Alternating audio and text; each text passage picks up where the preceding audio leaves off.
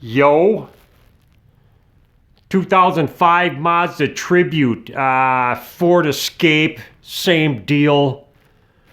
I gotta do a wheel bearing. This thing's growling like some crazy madness. That's not a difficult diagnosis. I can hear it. I can put my hand on the coil spring too and I can feel it resonating up the spring. It's vibrating. And the other side doesn't do that.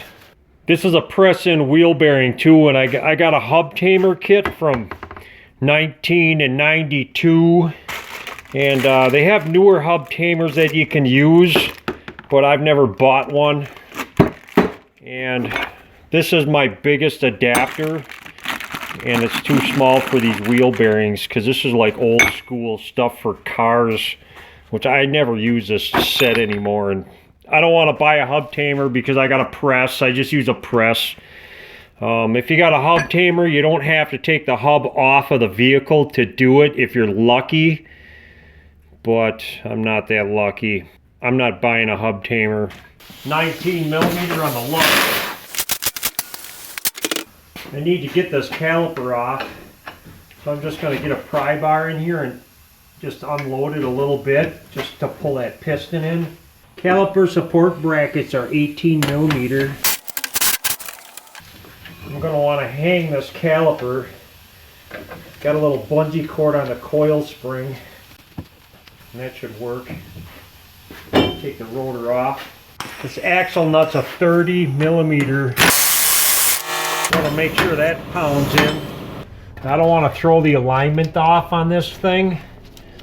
So I'm going to want to mark this. I'm pretty sure it's marked real good all by itself because it's rusty old crusty crap. Because if this strut doesn't go on exactly the same way, it's going to throw off the alignment. So I'm just going to put some marks here and there with a pick and make sure I get it all the same way. I'm probably going to want to leave this wheel speed sensor on the hub. I don't really want to, but it'll be rusted in, and if I try to take it off, it's probably going to break. I think there's a plug up in here somewhere. That should be rubber or something. It's as hard as a rock. Yeah, there's a plug right here for it. Try to get this junk off of here. Looking like some 10 millimeters holding all this in. And they're stripped out because they're all rusty. I got a 3/8 inch socket here. It's a little smaller than a 10 millimeter. Pounded on. Come on, junk! I got it. Fish this thing out of here for now. These are 18 millimeter. Pound that on because it's all rusted to hell. More amazing. I have an outer tie rod here I want to take off. Got a cotter pin on it. It's probably aftermarket. I just use a side cutter to get these out. This feels like a 17 millimeter. And I'm just going to whack this knuckle with a BFH until it loosens up this ball joint and comes out just like so. I have a pinch bolt for this lower ball joint I got to get off. It looks like a 13 millimeter. I'm going to pound it on with a hammer because it's kind of wrong. This other side's a 16 millimeter. It's really rusted. I'm going to put some deep creep on it. Hopefully I won't wreck this bolt because I need to reuse it. Hopefully this bolt will spin. Loosen it up as best as I can.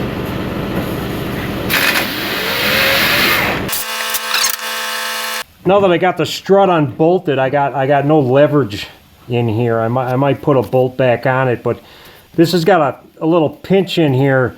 I could put something in there and spread it out a little bit to get it a little loose. I'm going to try to do it without first. Put a little penetrant on there too because it's rusted to hell. I got this little hook thing I can put in the control arm. I can stick a pry bar in this hole and pry down on this and start one of these bolts, because it might be a little easier to get this lower ball joint off. First thing I'm going to do, I just got a air hammer with a 3-foot extension with a flat on it. I'm just going to try to pound down on this, and hopefully this will come right out. And it won't. It's stuck in there real good. Get a pry bar in here and try to spread that out a little bit. I really don't want to spread that out too much. Try to pry it open. Yeah, it moved a little bit. Yeah, I got it to move. I got all kinds of gadgets and gizmos on here trying to spread this thing out. I'm going to try to pry down and air hammer it at the same time.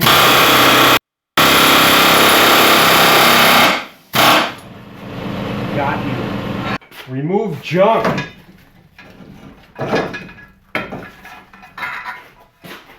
I have one of these old school dujamahikis to try to get the hub off, but a lot of times when you use it, you wreck this backing plate because it's just pressed on. It's not bolted or anything.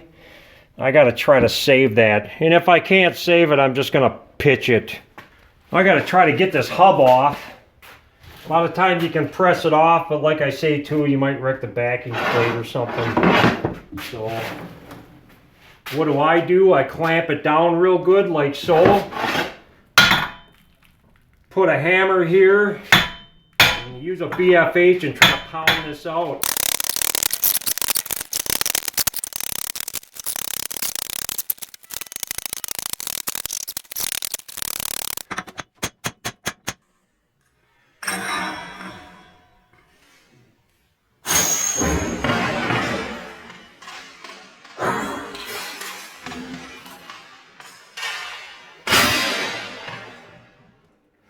Finally.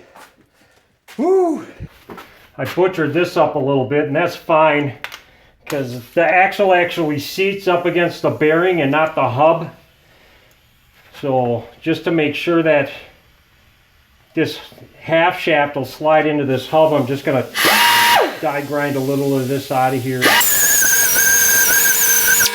They usually don't come out that hard. That thing was stuck. Holy smokes. Now this inner race came out with the hub. That happens all the time, so I need to take a cutoff wheel and just cut a little groove. I'm going to go sideways.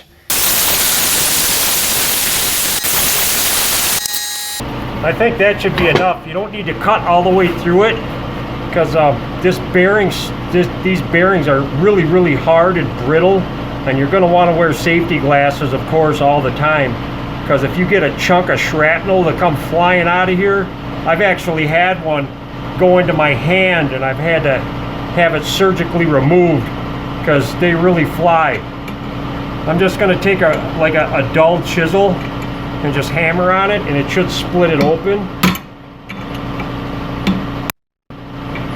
There's a crack in it right now. I just put a little hairline crack in it. I should be able to just pound this right off. There's actually a little mark where my chisel went through. There's supposed to be a snap ring in here, and for whatever reason, all the hammer and I did, the damn thing just came right out. It probably got stuck on like the backing for this or something. I don't know, but it came out, so I don't have to take that off. I'm gonna get this up here as far as I can. I just got another old crappy bearing I'm just going to put over this, and hopefully I can press this out. It takes a tremendous amount of force to get these out. So it always scares the crap out of me, usually. Just get out of the way. And there's my bearing. I'm going to put it in just like this. They got to go in pretty square. Want to match up the bearing, make sure it's the same. Make sure the hub's going to go in. It looks good. These go in either way. Square this up a little bit. Well, whenever you press these in, you always want to pound in on the outer race, never on the dust seal and never on the inner race. And I always use the bearing, the old bearing, to press it in, and the side with the bearing half that's off, that's perfect. That's going to go real nice like this. I want to use a little more tonnage just to make sure it's seated all the way.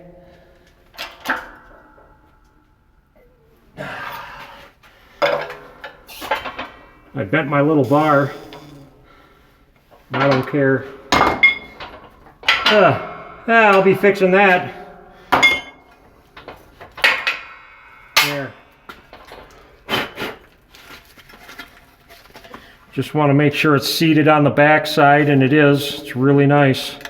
I'm going to clean the rust off of this clip a little bit. Make sure it doesn't have any problems. I probably should have cleaned that groove too.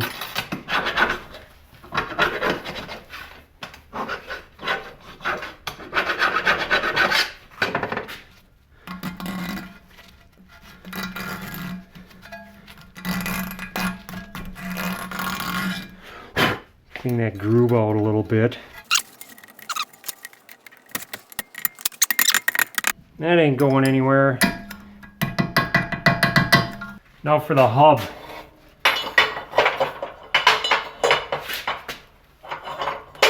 It don't want to go in here. I'm going to put the hub on here. And now I want to push down on the inner race to get this hub into here. So I just got something that's a little smaller than the inner race. I'm going to put something else on here just because.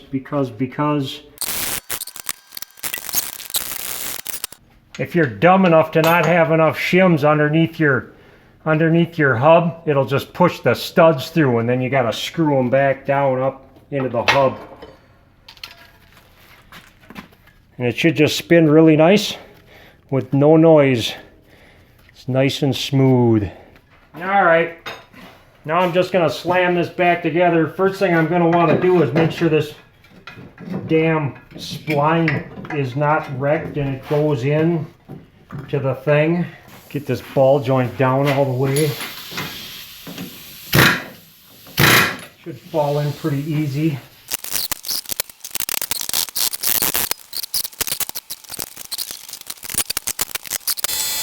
This axle nut gets torqued to 215 foot-pounds. 85 foot-pounds on the struts. Looks like they lined up right. There's really not much movement in the struts. 45 foot-pounds on the pinch bolt. Ow. Ow. Oh. Yeah, it was a 16, now it's a 15. Yeah, 15 millimeter fits on there now. What the heck? You want to make sure there's no rust or high spots on the hub or the rotor. It all looks pretty clean. I'm just going to put it on. And if he's got a pulsation, I'm going to hear about it.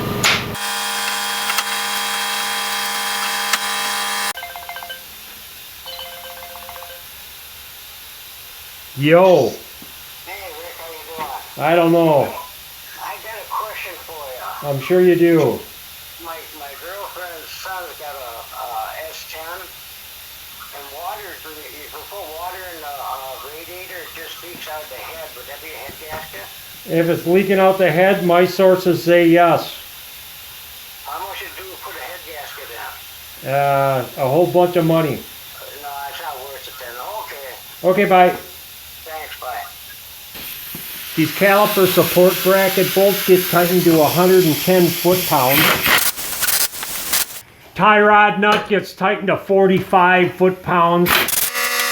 If you get to 45 foot-pounds and your castle nut's not lined up, you never want to loosen it up. You just go tighter until it lines up.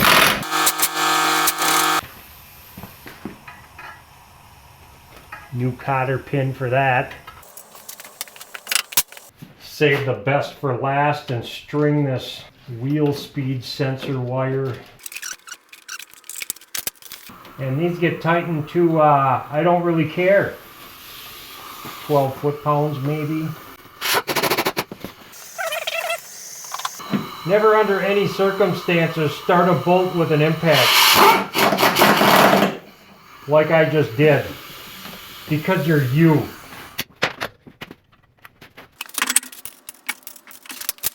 Tighten lug nuts to 100 foot-pounds.